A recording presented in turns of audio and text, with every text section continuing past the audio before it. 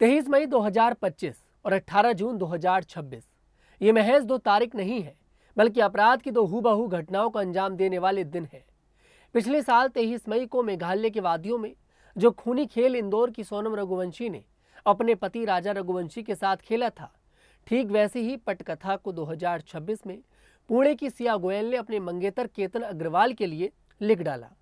20 साल की सिया गोयल ने क्रूरता की सारी हदें पार करते हुए 18 जून को मंगेतर केतन अग्रवाल के जन्मदिन के रोमांटिक सरप्राइज को ही उसका आखिरी दिन बना दिया।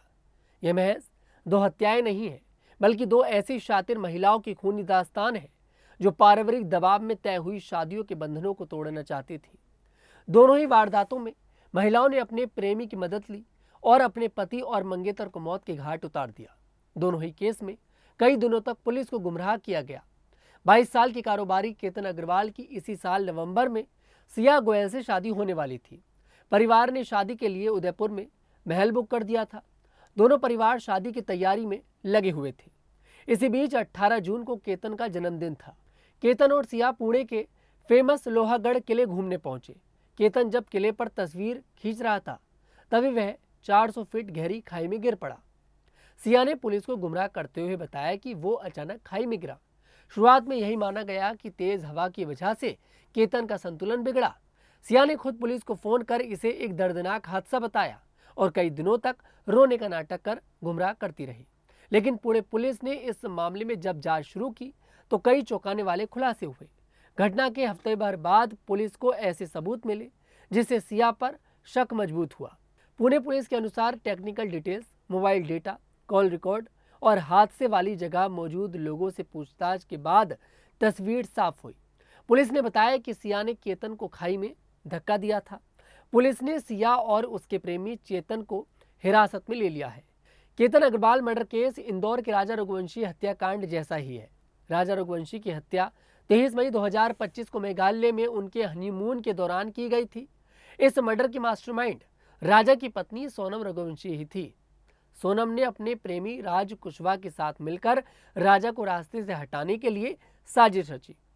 सोनम ने वारदात को खुद अंजाम नहीं दिया, बल्कि प्रेमी के जरिए 3 शार्प शूटर हायर किए और लगातार पति की लाइव जीपीएस लोकेशन शेयर कर हत्या करवाई। पूरी प्लानिंग की गई।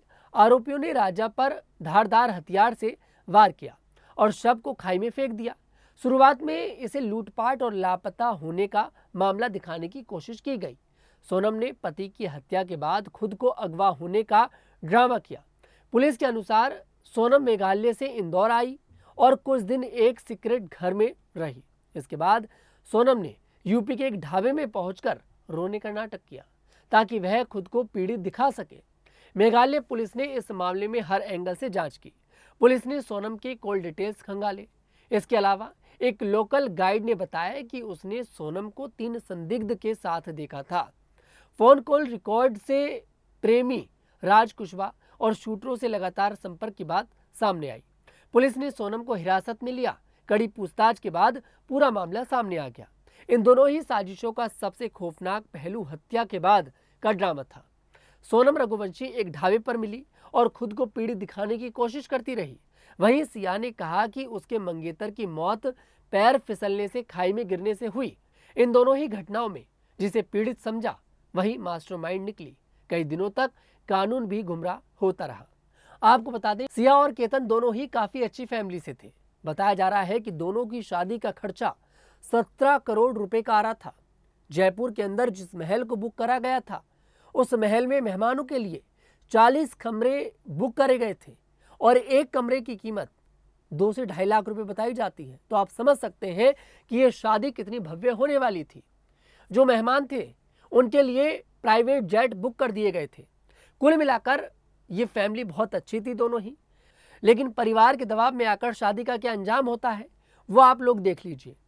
राजा रघुवंशी वाले मामले में भी यही आया। परिवार का दबाव था।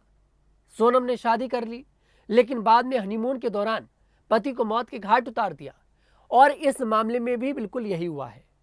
सिया ने परिवार के दबाव में आकर शादी के लिए हाँ तो कर दिया, लेकिन वो अपनी प्रेमी का साथ नहीं छोड़ पाई और प्रेमी के साथ मिलकर यहाँ पर केतन को मौत के घाट उतार दिया गया। फिलहाल इस कहानी पर आपकी क्या राय है, आप कमेंट सेक्शन में जरूर बताइएगा। मैं तनुज दीक्षित आपसे मुलाकात करूंगा, तब तक के लिए हमारे साथ देखते रहिए द न्यूज़ 15।